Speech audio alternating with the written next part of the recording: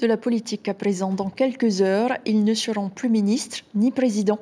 Le gouvernement d'Édouard Fritsch, le quatrième depuis 2018, fait ses cartons. Cybèle Plichard et Marcel Bonneau étaient aux côtés du vice-président Jean-Christophe Bouissou pour cette journée particulière. Regardez. Dernière réunion avec les acteurs de l'urbanisme, du port autonome, de l'aviation civile ou du logement social.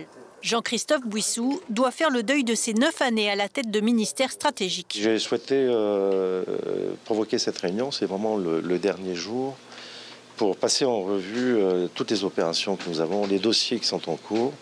Il faudra faire avec ce goût d'inachevé. Le projet d'aéroport international de Nukuhiva, les 486 logements sociaux en cours de construction, mais le vice-président l'assure, la passation de pouvoir se fera proprement.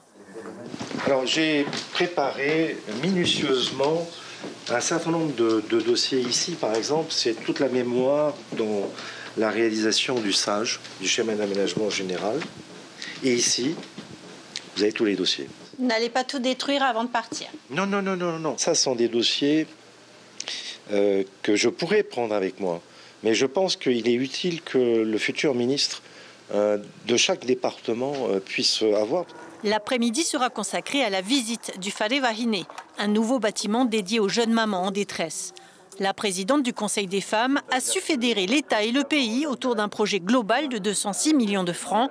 C'est elle qui est pressentie pour prendre les portefeuilles de la solidarité et du logement. Je ne suis pas encore ministre jusqu'au 15 mai, donc pour moi, je ne suis que la présidente du Conseil des femmes aujourd'hui. Je veux quand même remercier, rendre hommage au président pour tout ce qu'il a fait pour les femmes que nous représentons.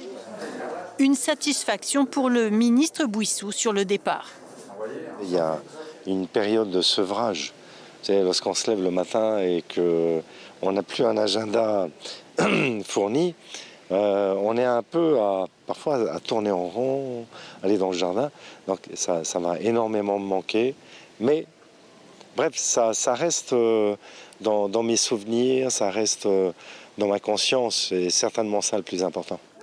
Secrétaire général du Ayaapi, puis du Tahuera, président de Rauthei, membre du conseil politique du Tapura, Jean-Christophe Bouissou tourne une page politique. Mais il assure avoir plusieurs vies professionnelles.